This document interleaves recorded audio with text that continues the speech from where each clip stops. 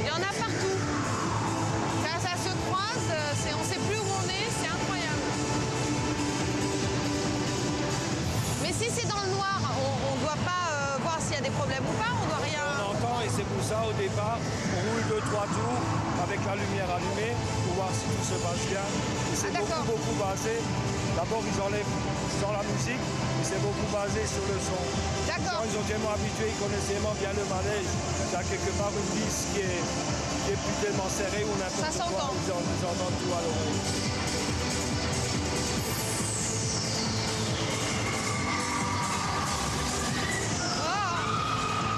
En plus des vérifications humaines, un laser contrôle la distance entre les 6 trains qui se suivent sans arrêt. Si un écart de 50 secondes entre chaque train n'est pas respecté, c'est tout le manège qui stoppe immédiatement. C'est très sérieux. C'est tout à fait normal. Bien sûr. Les gens, il faut quand même qu'ils rentrent sécurisés là-dedans. Ça pardonne pas.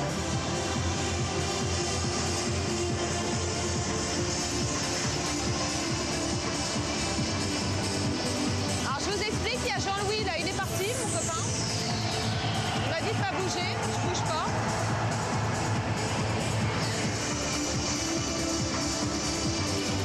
Ça tremble de partout.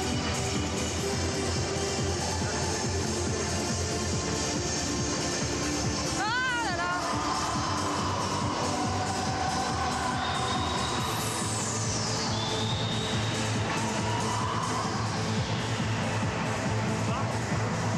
Bah, vous étiez où? C'est impressionnant. Bah oui, mais vous me laissez comme ça, moi, faut pas... Ça vaut le coup de le C'est voir. vous qui avez éteint la lumière? C'est joli de voir comme Bah ça. oui, c'est magnifique, mais c'est super flippant quand on s'y attend pas. Merci Jean-Louis. Mais alors le manège, c'est comme ça d'habitude? Toute la journée. Ils aiment ça parce qu'ils ont la sensation de ne pas savoir où ils vont. Ouais. C'est vraiment les belles surprises. Vous n'avez jamais imaginé une collision ou un truc d'accord. Oh, je sais pas où ils sont. Vous êtes habitué, hein? Ouais, c'est ça. Tout est normal. C'est douillage. Ça rafraîchit, hein. Oui, ça rafraîchit.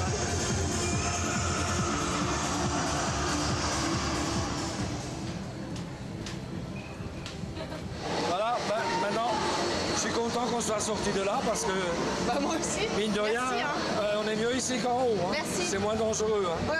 Et que je vous vois plutôt traîner dans les manèges Non, comme mais ça parce que j'ai c'est pas vu, je dangereux. vous assure que j'ai pas C'est quelque vu chose qu'on fait vraiment rarement Je suis et désolée, merci exceptionnellement. beaucoup. Hein, parce Merci, que c'est Jean-Louis. dangereux. Hein. Ok. Vous voyez bien la descente, c'est large comme ça. Oui, non, mais j'ai vu, non, mais j'ai Si compris. vous arrivez à d'autres, si vous allez à d'autres attractions, évitez de faire ça. Hein. D'accord, bah, vous allez les prévenir maintenant. Ah ça, de toute façon, ils seront prévenus. Merci, Allez, bonne Jean-Louis. journée à vous. Au revoir. Bon courage. Merci. Bon, vous l'aurez compris, les manèges à sensations, ce n'est pas vraiment mon truc, mais je vais essayer quand même.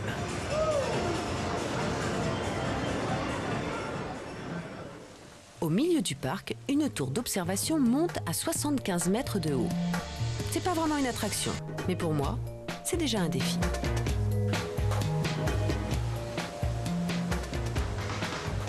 T'imagines si ça tombe d'un coup?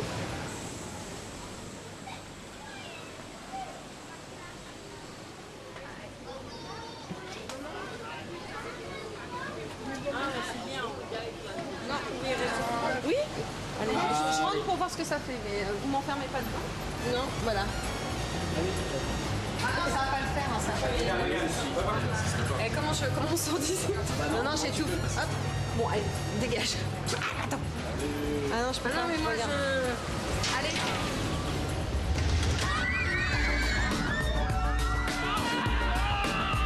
Dans quelques instants, nous vous emmènerons au cœur de la conception de tous ces manèges extrêmes. Nous rencontrerons ensuite les créateurs de ce parc de folie devenu un empire. Et surtout, nous irons vérifier la sécurité du pire manège de l'Europa Park à 33 mètres de hauteur. Ah, mais ça bouge vachement, Vous ça. avez bien vu les photos. Pour comprendre comment il est possible que ces wagons ne se décrochent pas.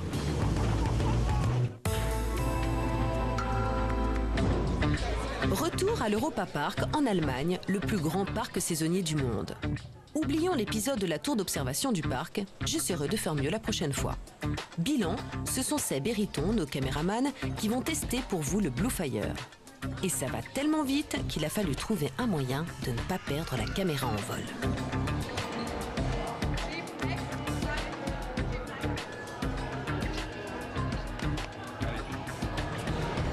Merci Flavie, c'était hyper sympa. Un vrai rayon de soleil. En fait, avant la hyper mort. sympa.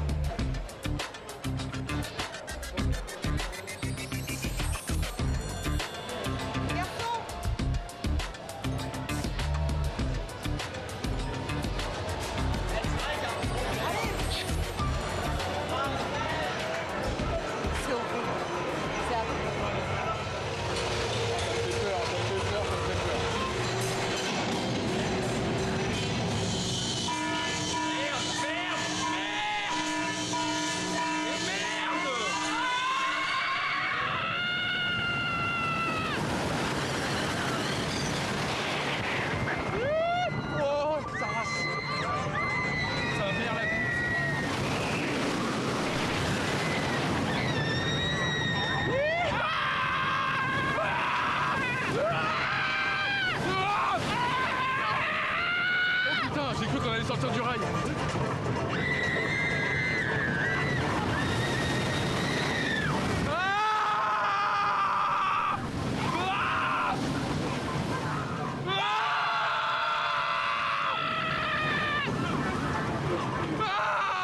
Il a marre de ces conneries, putain! C'est complètement con! Non! J'ai failli me décrocher!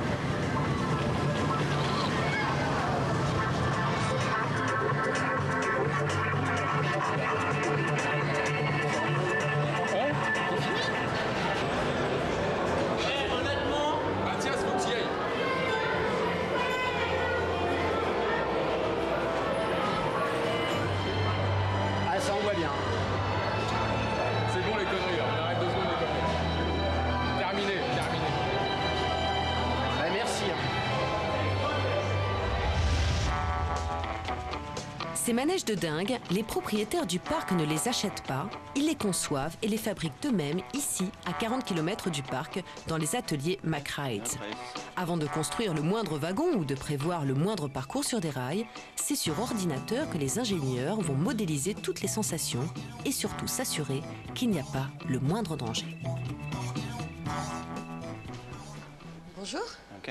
Vous êtes Harry? Bonjour, oui. Bonjour Harry, je suis Flavie, Bonjour. on a rendez-vous. Ça va? Enchanté, ça va et vous? Moi très bien, oui.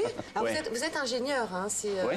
vous travaillez ici sur les manèges qu'on a pu voir à l'Europa Park, mais aussi sur des manèges que vous vendez dans le monde entier. Oui, de tout le monde. Nous commencerons avec des différentes calculations pour la structure. Ça commence avec les piliers et les rails. Oui, Et enfin, nous avons le véhicule, comme nous pouvons voir dans l'ordinateur. d'accord. Et nous pouvons faire ici une vérification s'il y a des collisions entre des différents composants. Si par exemple, là, il y a un truc qui ne va pas ou il y a Ouais. une vis qui... On s'en rend compte sur l'ordinateur? Oui, ça nous pouvons vérifier ici. Si quelque chose ne marche pas bien ou s'il y a quelque chose de le rail en conflit avec les roues, par exemple. Ou comme nous pouvons voir ici, il y a un problème ici avec l'axe. Hop là, il y a une collision ici. Hein. Ah, alors... Maintenant, l'axe, ça touche la boîte. Quand vous créez les manèges sur l'ordinateur, est-ce que vous tenez compte, par exemple, du vent, des événements climatiques? Par exemple, le vent, c'est calculé avec, par exemple, les piliers et les hauteurs de manège. D'accord.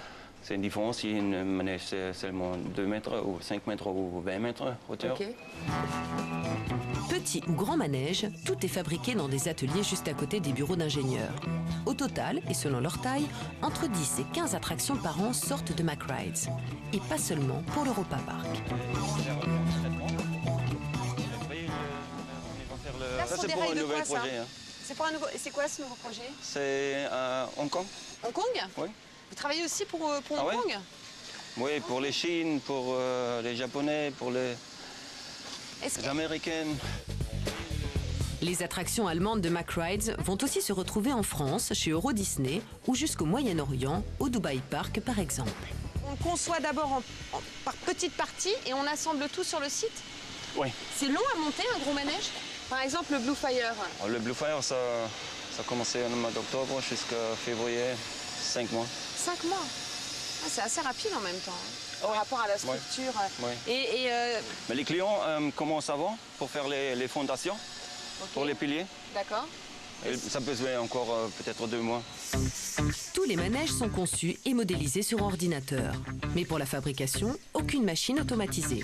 Dans cet atelier de ferronnerie, tout est scié, forgé et assemblé à la main. Et malgré le gigantisme et les kilomètres de rails qu'ils soudent artisanalement, les ouvriers doivent assurer des précisions de l'ordre du millimètre pour respecter les normes de sécurité drastiques. Si vous voulez repartir avec un petit Blue Fire pour votre jardin, il vous faudra débourser entre 7 et 8 millions d'euros, mais attention, juste pour la structure du manège. Car ensuite, vous devrez choisir le thème de votre manège, pirate, science-fiction ou Moyen-Âge, tout est possible.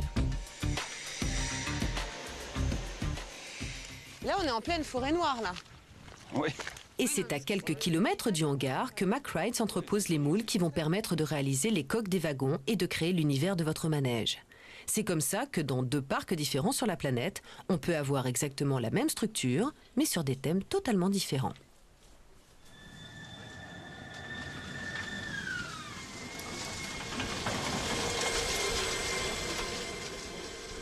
Qu'est-ce qui c'est, là? Il y a un monsieur qui est sous sa petite tente. Oui, il fait la programmation concernant les essais avec les différentes vitesses, différentes accélérations. Ah, il y a carrément un mini-manège. Spécialement pour faire des essais. Nous avons développé une nouvelle technologie et ça, il faut faire des essais très longs pour être sûr que ça marche comme c'est planifié. On a presque envie de monter dessus.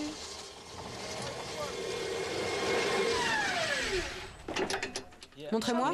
Oui, je peux contrôler toute la course. Là, je vais le démarrer. Et juste derrière, il y a un endroit où je peux le faire aller plus vite. Pour aller plus vite. Et il y a un autre endroit où je peux le ralentir. Et comment vous l'arrêtez?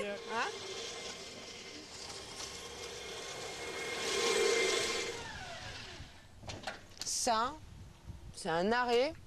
Je peux même te faire un démarrage en côte si tu veux. Facile. Ouais, c'est facile. Thank you very much. Thank you. Bye bye. Avec les ventes des manèges à l'étranger, les entreprises Mack totalisent 200 millions de chiffres d'affaires par an. Depuis 1975, la famille a donc bien fait d'investir 500 millions d'euros de sa poche. Roland est un businessman qui gère l'ensemble de cette petite fortune avec son frère Jürgen. La famille n'a donc pas perdu la main depuis la création du parc par le grand-père Franz. Donc je crois, normalement, que nous allons à la rencontre de la famille de Monsieur Mack. Mais comme il est surprenant, totalement inattendu,